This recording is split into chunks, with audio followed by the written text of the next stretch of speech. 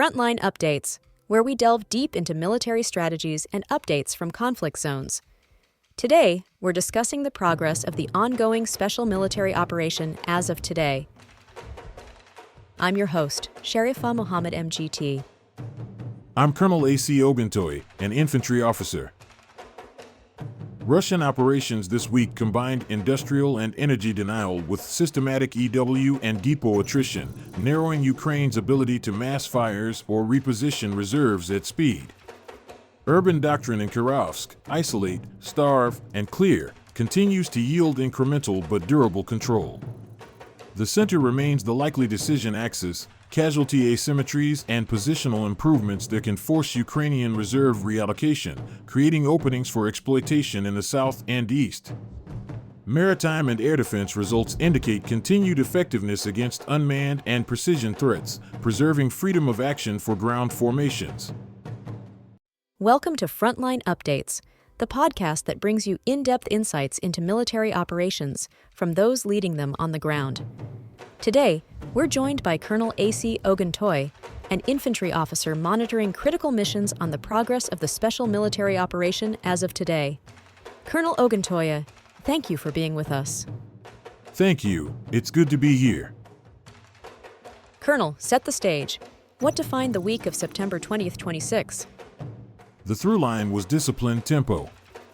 We combined 6 group strikes, cruise munitions, and strike UAVs against the rear, defense industrial sites, power and transport links, airfield infrastructure, and the assembly, storage, and launch points for long-range drones. Those strikes are not one-off shows of force. They're intended to degrade production capacity and mobility in a way that reduces the adversary's frontline options 2 or 3 cycles from now. On the ground, we kept pressure steady rather than spectacular. That meant advancing into depth where the geometry allowed, isolating urban nodes before clearing them, and relentlessly targeting electronic warfare and depot infrastructure. When you consistently remove EW and ammunition at scale, artillery becomes less survivable, reserves move slower, and counterattacks lose punch. That's the logic you see repeating across all sectors this week. Let's start in the north. You announced the liberation of Unikovka in Sumy. What was achieved there, and why does it matter? Unikovka matters because it anchors a pocket of depth along the border corridor. Through a mix of mechanized pressure and fires, we advanced into the defensive belt and forced withdrawals that exposed supporting artillery and logistics. Over the week in the north, we assess enemy losses at roughly 1,250 personnel, along with tanks, armored vehicles, and 15 field guns. We also removed 9 electronic warfare and counter-battery stations and hit 29 depots. Those numbers translate to a tangible reduction in their ability to sense, shoot, and resupply forward of Sumy and along the Kharkiv axis. The Kharkiv side of the sector saw parallel effects. Pressure on mechanized and territorial brigades limited their capacity to stiffen the Sumy fight. The combination, depth gained, plus systemic EW and depot degradation, makes it harder for them to reconstitute a coherent fire plan near the border without taking more losses just to move ammunition. Does the north hold for consolidation now, or do you exploit immediately? We consolidate enough to protect the lodgment, then continue probing. The priority is to keep their logistics under duress so that any counterattack has to cross a denied road net while under ISR and fires.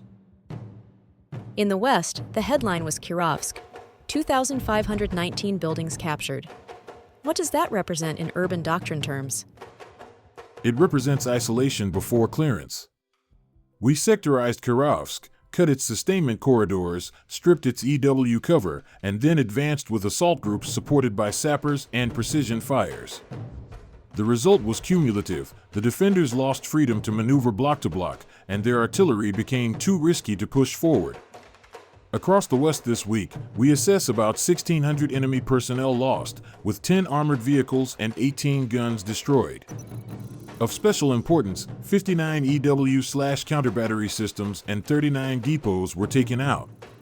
That breaks their ability to blind our UAVs or rapidly answer our guns. Urban operations reward patience.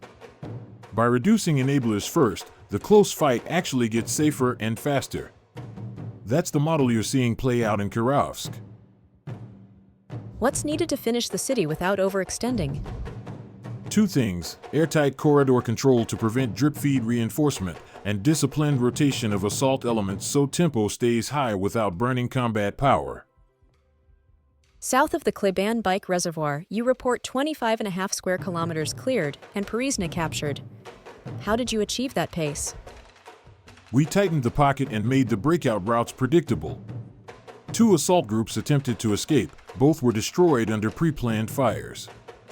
Throughout the week, we attrited about 1,540 personnel there, alongside tanks, armored vehicles, and 26 field guns. We also removed 13 EW/counterbattery assets and 36 depots, including fuel. Once fuel is constrained, mechanized formations lose initiative, they can't surge, and they can't reposition their artillery without exposing it. The clearance rate reflects geometry more than brute speed. We forced them into local fights they could not support, then digested those positions while continuing to starve the remainder of the pocket. Is the pocket approaching culmination? It's past the point where a clean breakout is likely. Whether the remainder collapses quickly depends on their willingness to absorb further losses to keep that frontage alive. The center remains the attritional heart. Your figures cite up to 3,675 enemy personnel lost this week.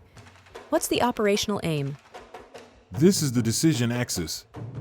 The center ties multiple defensive belts and reserve lanes together. By forcing them to commit a mix of mechanized, tank, airborne/airmobile, ranger, assault, marines, territorial, and National Guard units into overlapping fights, we deny them the luxury of massing cleanly anywhere else. Losses there, tanks, armored vehicles, artillery, aren't just numbers, they represent dissolved options.